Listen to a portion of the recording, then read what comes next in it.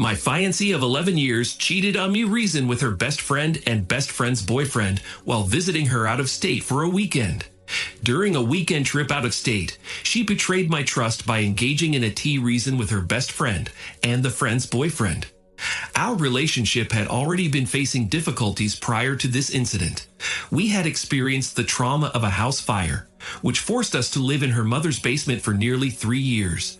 The prolonged rebuilding process brought immense stress upon us, and due to the limited space of about 500 square feet, our ability to be intimate was severely compromised, given that we were also caring for our 2 children. The overwhelming stress took a toll on both of us, and I must admit that I wasn't the best spouse during that time. Resentment started to build between us, and our relationship suffered as a result.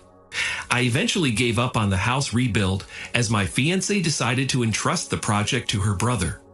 Unfortunately, this decision backfired as he ended up stealing money and providing false updates on the progress of the construction. Whenever I expressed my concerns or tried to take an active role, my fiancé saw it as an attack on her family. This constant conflict pushed me towards excessive drinking and a loss of hope for ever regaining a sense of normalcy in our lives. When my fiancée expressed her desire to separate, it was a wake-up call for me to comprehend the magnitude of what I stood to lose. Determined to salvage our relationship, I mustered up the courage and took charge of fixing the house on my own. For 5 months, I dedicated myself to grueling 14-hour workdays, navigating the complexities of dealing with a code inspector. Eventually, we were able to move back into our restored home, and it felt like we were regaining our footing.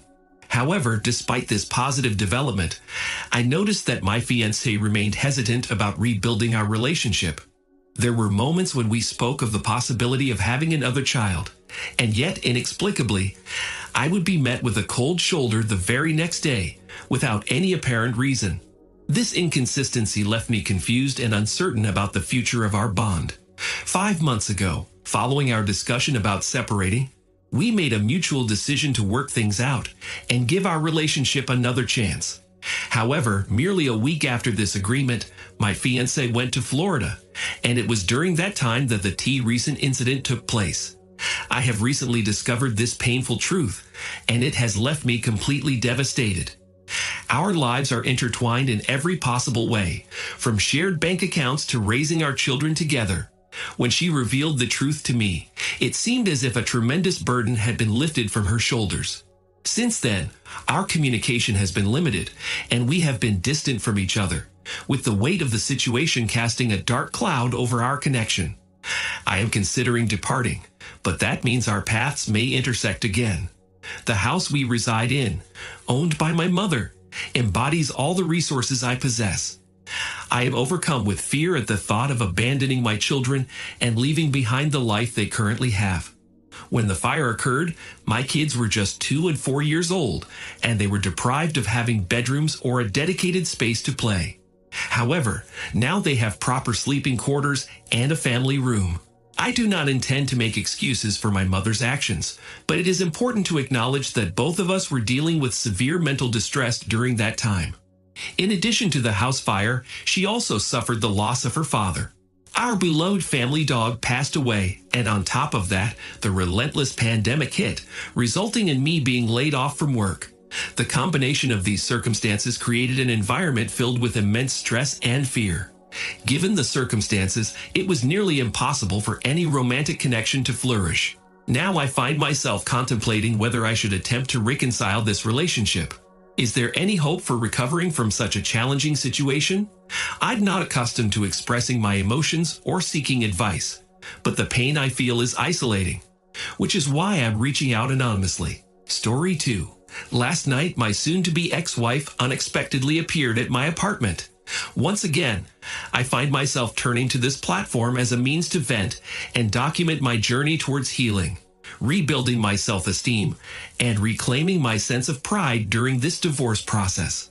Expressing my thoughts and emotions here has been a cathartic and cleansing experience of sorts. Despite encountering derogatory and unkind individuals, along with their hurtful remarks and assumptions, I am grateful for the opportunity to express myself. For that, I extend my thanks. Approximately 18 hours ago, my soon-to-be ex-wife paid a visit to my apartment. After returning home, spending approximately 20 minutes decontaminating myself from yesterday's shift, following my usual ritual, I felt a sense of familiarity in the comfort of my routine. Just as I had settled into my comfy sweats and slipped on my beloved worn-out shirt, an unexpected and slightly frantic knocking abruptly echoed through the walls of my apartment. Caught off guard by the unanticipated visitor, I speculated that it might be a maintenance person, as they typically changed the furnace air handler filters during the third week of each month in this building. Regrettably, acting like a fool and naively trusting the intentions of others, I carelessly swung the door open without even bothering to glance through the peephole. And there she was, standing before me with a solemn expression and an air of self-importance. In that moment, a whirlwind of emotions consumed me. A tinge of fear, a flicker of anger, and an undeniable pang of longing. The immediate assumption that something dreadful must have occurred bypassed my prepared statement, meant to assert my boundaries and address her unwelcome intrusion into my life. It is regrettable that the choices you made and the actions you took have led us to this point. Nevertheless, I have made a decision to no longer make myself available to you. Any further communication should be directed through my attorney, whose fees you will be responsible for at her designated rate. Farewell. She abruptly handed me a sealed brown envelope, turned her back, and walked away at a deliberate pace. I hurled it forcefully towards the wall across from my apartment's entrance and swiftly shut it, ensuring to twist the deadbolt excessively to produce a distinct click audible from outside. After 15 minutes, I cautiously reopened my door, only to find her absence in the passageway. However, it was evident that she had propped the sizable envelope against my front door. She had written "I'm sorry" on it. For an instant, I entertained the notion that it might be the long-awaited divorce settlement agreement, signed and ready for submission to the judge, marking the finality of our separation. But as I eagerly examined its contents, I realized it was not a legal document, but rather a heartfelt letter accompanied by a packet that chronicled the timeline of our relationship, from our initial courtship to the painful discovery of her infidelity. To my dismay, it revealed not just one, but two additional affairs. In fact, several Redditors had astutely pointed out her patterns of behavior, suggesting she might be a serial cheater. My intuition had already hinted at the existence of other indiscretions, and the most cynical part of me even entertained the notion that there might have been countless others. She reluctantly admitted to the on and off involvement with a guy prior to our exclusive commitment. It struck me deeply, considering she had introduced me to her daughters, and we had both believed our bond was solidifying. Did our actions and emotional investment precede the official declaration of our relationship, blurring the lines between what was genuine and what was merely acting the part? Then there was an doctor when I was in orientation, out of town for 2 weeks at a time, over 8 months to get exposure for my certification and training about 10 years ago in our relationship marriage. Then about 5 years ago, 12 years into our relationship marriage, a girlfriend and her boyfriend.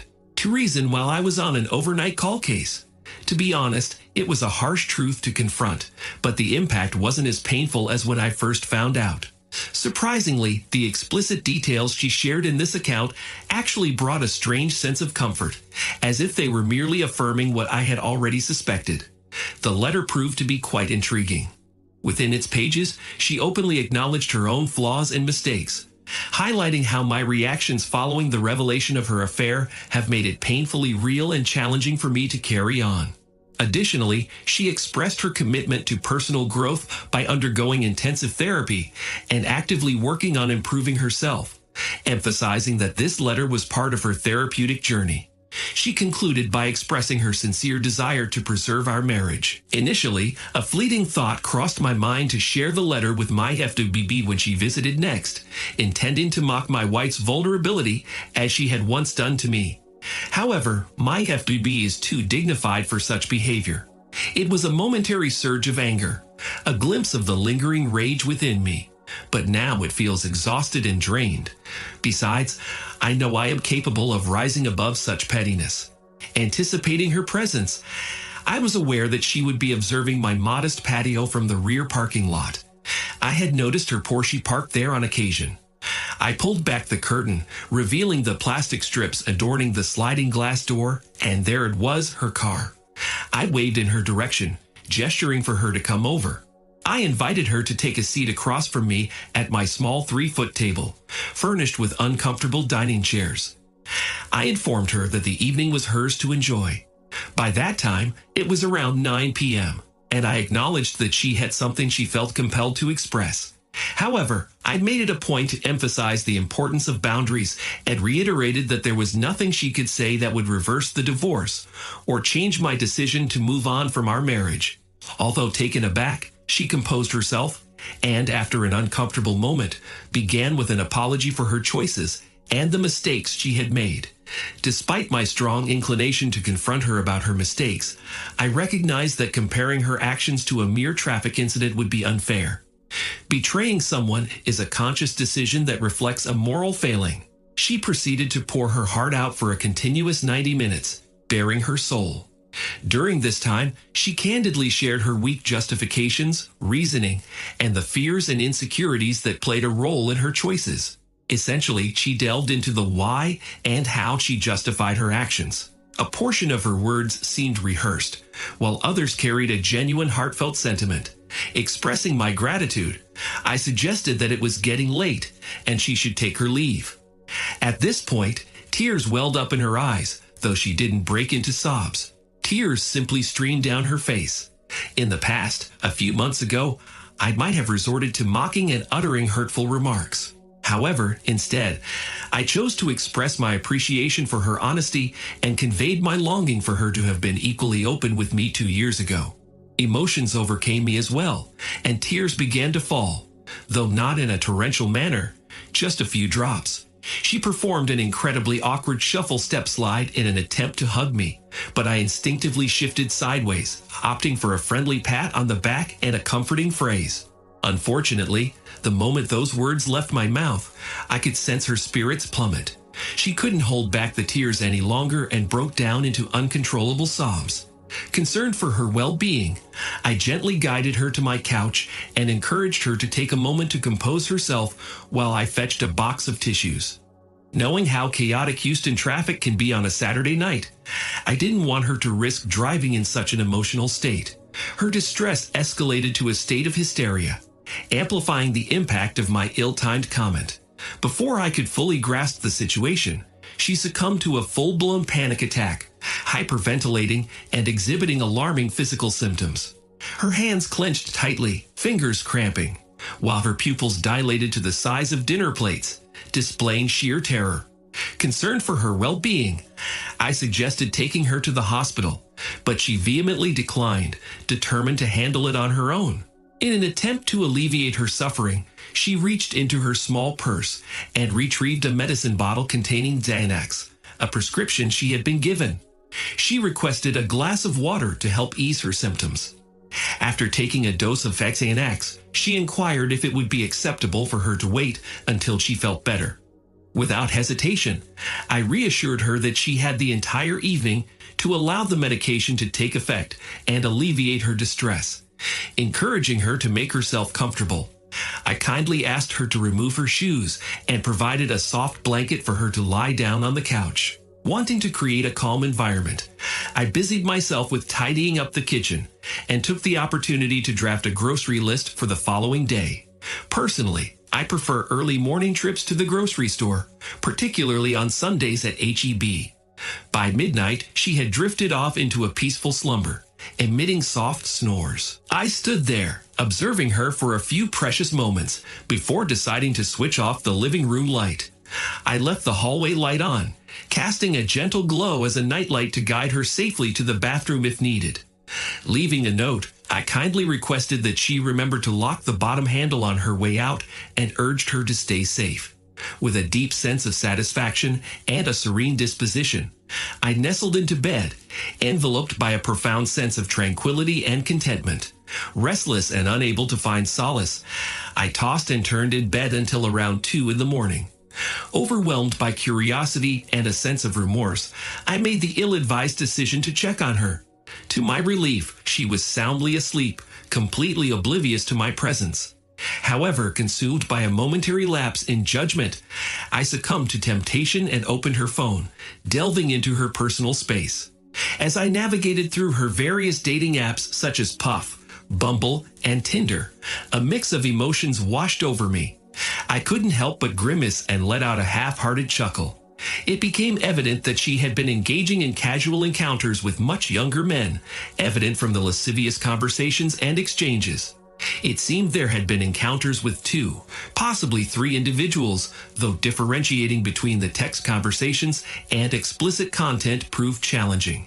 It became painfully clear that she had fallen victim to shallow and transient encounters, evident by the abrupt cessation of communication from these individuals. Driven by a mix of curiosity and a desire to confirm my suspicions, I decided to peruse her Skype log. I knew deep down that I would find a conversation with the infamous Needled Keek.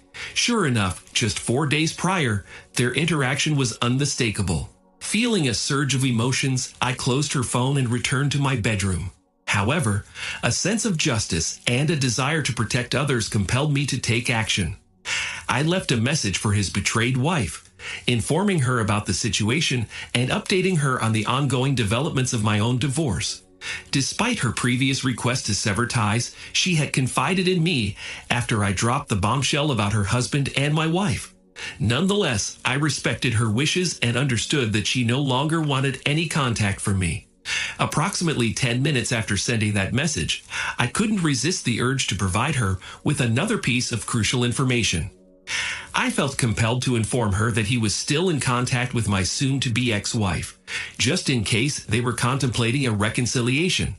The fable of the turtle and the scorpion weighed heavily on my mind, reminding me of the inherent nature of certain individuals.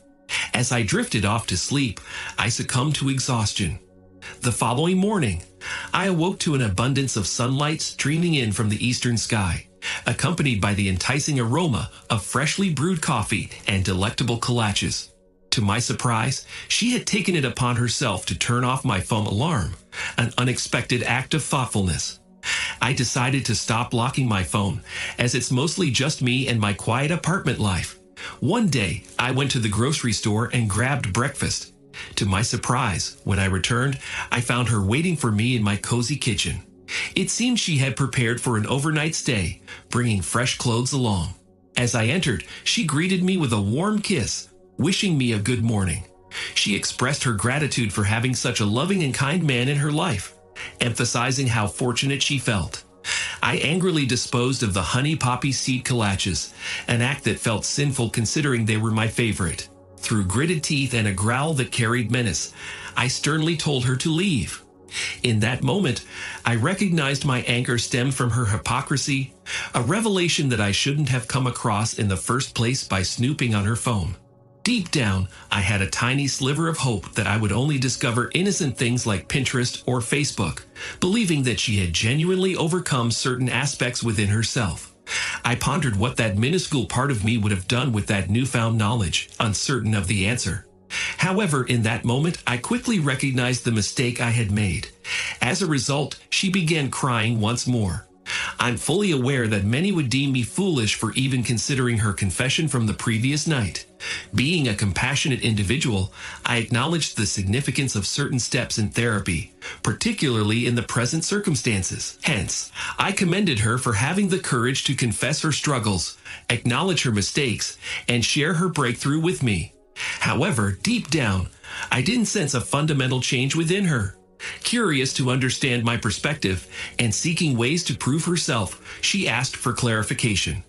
In that moment, I couldn't help but chuckle inwardly, thinking to myself, if you have to ask, you'll never truly comprehend. I again told her I was proud of her for her confession, and she needed to get her things and make her way to her house. I had gotten my phone and turned on the voice recorder after she started crying. She saw me turn it on and wanted to know if I wanted to get her consent to duck, and she would really love it if we could do some of the things we used to do. I declined. She then wanted to know when Fod was coming over again. Without providing a response, I swiftly collected her shoes, purse, and overnight bag, presenting them to her. As soon as she crossed the threshold, I locked the door and sank down, resting my back against it. My heart pounded with unease, and a flood of what-ifs flooded my mind. What if she accused me of misconduct or assault? What if she had made a copy of my key? Despite having done nothing wrong except extending kindness and empathy to another human being, these worries consumed me. Indeed, I admit that I violated her privacy by snooping on her phone. However, it's important to note that the phone is technically mine, as my name is on the bill. Soon, the expenses will be divided among other practical matters. To address the situation, I decided to contact the apartment manager's non-emergency service. I left a message requesting a new lock and key set. If they required a reason, I was prepared to explain the circumstances. Ultimately, I had no qualms about covering the expenses entirely on my own. To everyone who has been calling me a hero or an inspiration throughout this ordeal, please stop. I must confess that I am a complete failure. I find myself in a state of anger and disappointment, once again, as I allowed her to enter my mind and heart, even if it was only for a brief moment. Nevertheless, I don't believe she intended for this to happen. It seems that she believes we still have a chance of being together, and that she can somehow fix the mess, despite my clear and repeated statements that it's over. In order to establish firm boundaries, I need to stand my ground and remain resolute. I will give her absolutely no room for hope or reconciliation. I am prepared to face the consequences of my actions and expect to receive harsh criticism and condemnation. I acknowledge that I deserve it this time. Additionally, I feel compelled to mention that if I encounter her car parked outside once again, I will take the necessary steps to obtain a restraining order. I don't believe that my life or safety are at risk, but I am concerned that she may make things challenging for me, and I want to avoid that kind of situation. In light of recent events, I decided to contact the apartment security for assistance. The security personnel I spoke with resembled Barney Fife from The Andy Griffith Show. I explained the situation to him, mentioning that she is my estranged wife and that we are in the process of getting a divorce. I also informed him that she does not have a unit in this apartment complex. Following our conversation, I filled out an incident report as per their procedure. At this point, it seems that taking these steps is all I can do to address the situation. Story 3. Unveiling my wife's betrayal. My spouse and I were inseparable since our teenage years and tied the knot immediately after completing high school, just before I enlisted in the military. We have now celebrated more than 24 years of marriage. However, recent revelations have completely shattered my world. Before I proceed, I want to provide some context regarding my wife's upbringing. During her childhood, she endured prolonged and severe asthma, which inflicted significant hardship on her for a period of 2 years. Additionally, she has recently been diagnosed with a severe borderline personality disorder, a condition that went unrecognized until now. If we had been aware of her mental health challenges earlier, we might have been better equipped to identify warning signs and prevent the events that transpired. Nevertheless, it is important to note that acknowledging these circumstances does not absolve her of accountability for her choices and actions. She remains responsible for the decisions she made. 4 years after we got married, she had an affair with my best friend from the military. It was hard to accept and took me years to get over it, but I forgave them both. He disappeared for a few years while her and I spent a lot of time talking things out. When he came back, he was married, and we had a lot of talks and things returned to normal. He was like my brother, and I loved them both. After a few more years had passed, my wife opened up to me about her occasional attraction towards the same gender, but clarified that it had never progressed beyond thoughts and contemplation. It was an intriguing conversation, albeit one that seemed confined to discussion alone. However, around a year later, she attended a party with some colleagues and, under the influence of alcohol, engaged in some intimate encounters with a female coworker. According to her, the experience was awkward and uncomfortable, and their interaction did not progress very far. Shortly after that week, my wife mustered up the courage to confess her actions to me. Though I wasn't pleased with what had transpired, I chose to overlook it, as I did not feel personally threatened by it. However, not long after her confession, she began spending time with an old high school friend whom I felt uneasy about. Our children would visit his house to watch movies, and on occasions when I wasn't occupied with work, I even accompanied them there. Subsequently, my wife's visits to his place became more frequent, and on one distressing occasion, she arrived home at 6:30 a.m. My anger was ignited, and I confronted her about it. She brushed off my concerns, insisting that nothing inappropriate had occurred. According to her, they had merely cuddled on the couch while watching a movie. Overwhelmed by my emotions, I couldn't contain my frustration. However, after a few days had passed and I had managed to regain my composure, I expressed to her that I did not wish for her to continue seeing him. She respected my request and refrained from seeing him again, but she often challenged me about dictating her choice of friends. 3 years passed, and during a conversation about her previous exploration of her sexuality, she admitted to having a recent encounter with the wife of my best friend. Learning this deeply upset me, and I inquired whether my friend was aware of the situation. She revealed that he had no knowledge of their involvement. In the midst of our discussion, fueled by alcohol once more, she disclosed that they had engaged in intimate acts on multiple occasions. While my wife's involvement with another woman didn't trigger feelings of insecurity or threat within me, I was deeply troubled by the fact that she had engaged in these activities behind my back, without open communication about her feelings or desires.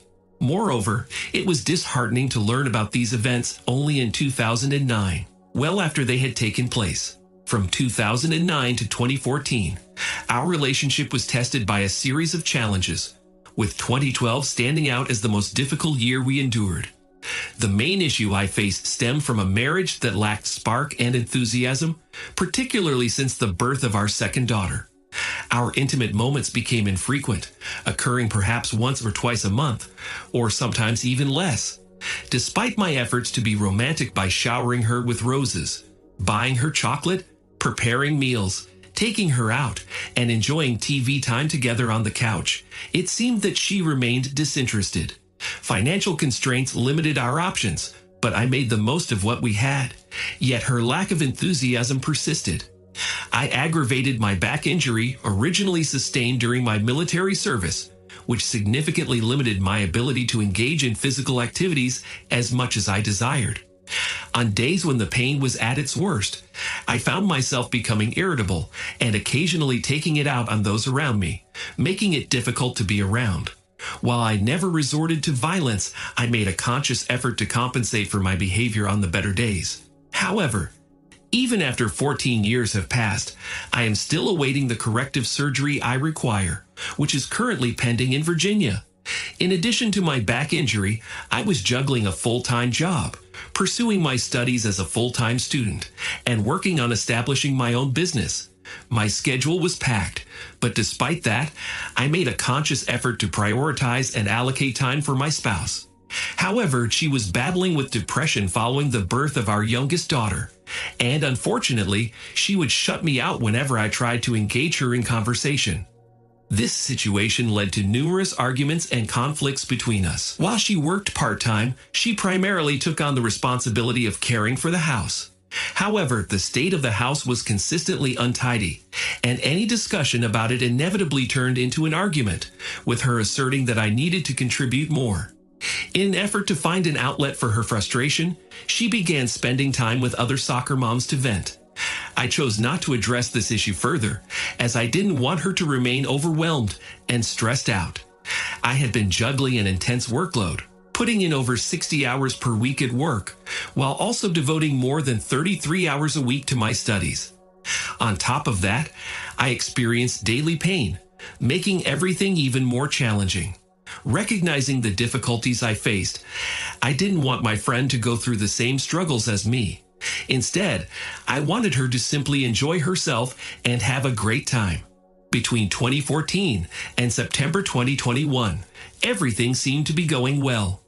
I successfully completed my degree and my business began to flourish.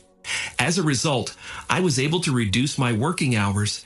In pursuit of a more serene lifestyle, we made the decision to move out of the bustling city and settled in a rural community situated over an hour to the north. Our marriage had entered a phase of tranquility, and we found ourselves genuinely enjoying each other's company. Although my back continued to ache, and occasional disagreements arose between us, they were never too severe. I took pride in our relationship as it remained resilient and harmonious. In fact, things were going so well that we even purchased a new house earlier this year. However, everything changed on September 7th. Deep down, I had always harbored suspicions that my wife had been intimate with her friend. Despite my doubts, I hesitated to confront her, knowing that she would vehemently deny any such allegations and give me a hard time for even suggesting it. Although I lacked concrete evidence, a nagging feeling persisted within me, indicating that my suspicions were indeed valid. Unfortunately, circumstances prevented me from joining my wife and daughters on a weekend trip, as I had to stay behind and fulfill work obligations. During their absence, I experienced an intense nightmare that left me drenched in sweat upon awakening. The incident that fueled my suspicions had taken place nearly 15 years ago, but its memory lingered within me like the unease of leaving an oven on after departing from one's home.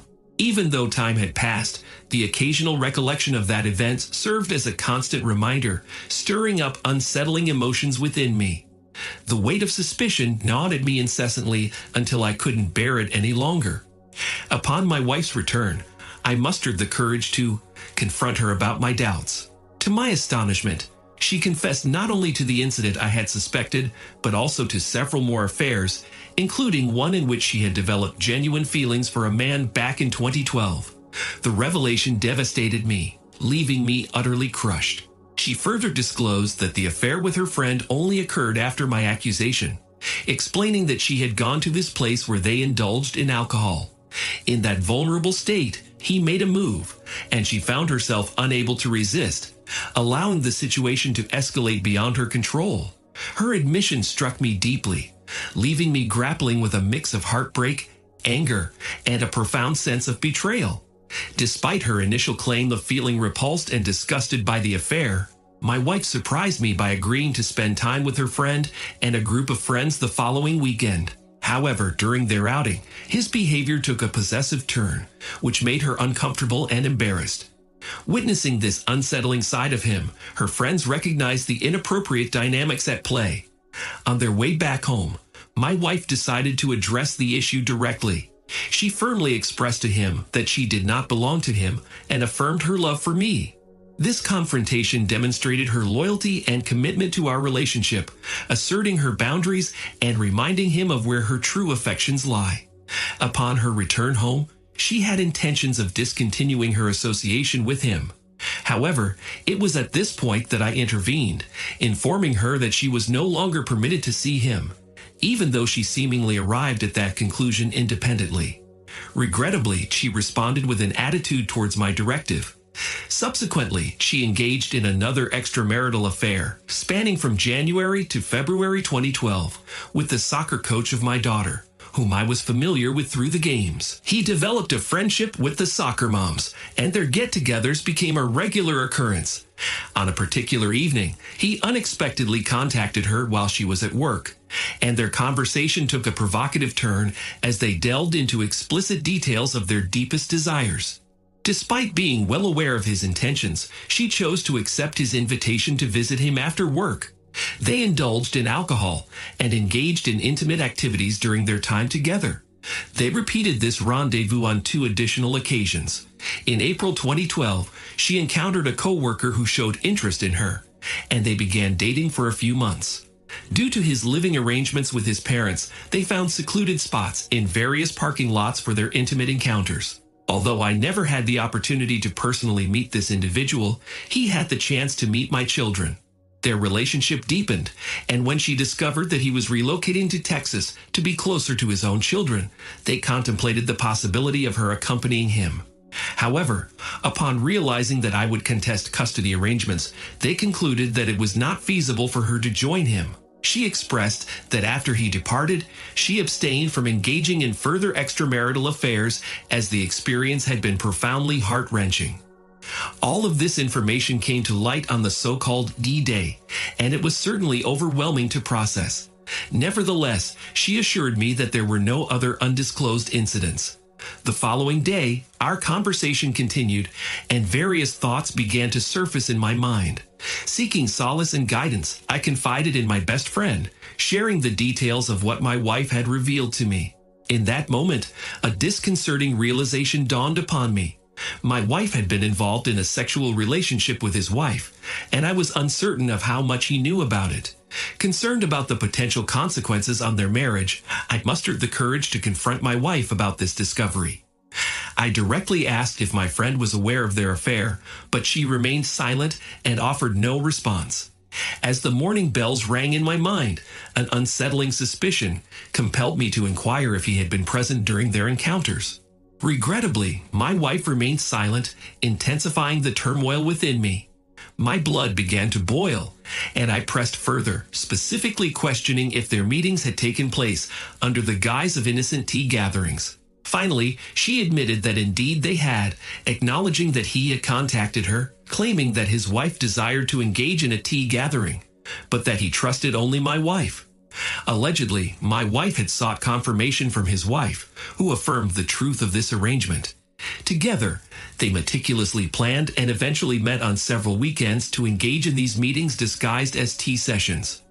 The tea rendezvous commenced with my wife and my friend engaging in physical contact with his wife, but it was only my wife and my friend who proceeded to have intercourse. The original intention of the tea gathering, which was meant for his wife, never came to fruition. Upon learning these distressing details, my emotions reached a boiling point, and I exploded with a mix of anger, hurt, and betrayal.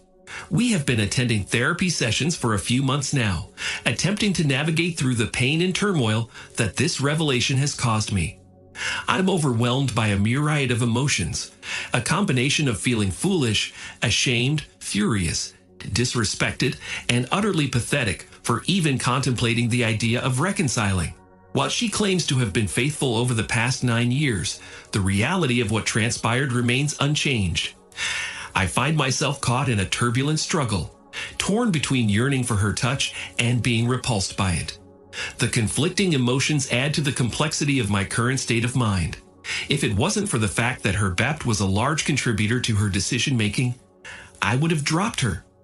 But as I learned more about her disorder, I realized the feeling she was having in our relationship was strongly impacted by mental illness. She would see only the negatives in our relationships, but never remember the positives. It was either all good or all bad. She would be all clingy and loving or hateful and nasty. There was no middle ground there. Thank you for listening to the story to the end. And if you like it, please support us with a like as well as subscribe to our channel. Write in the comments what you think about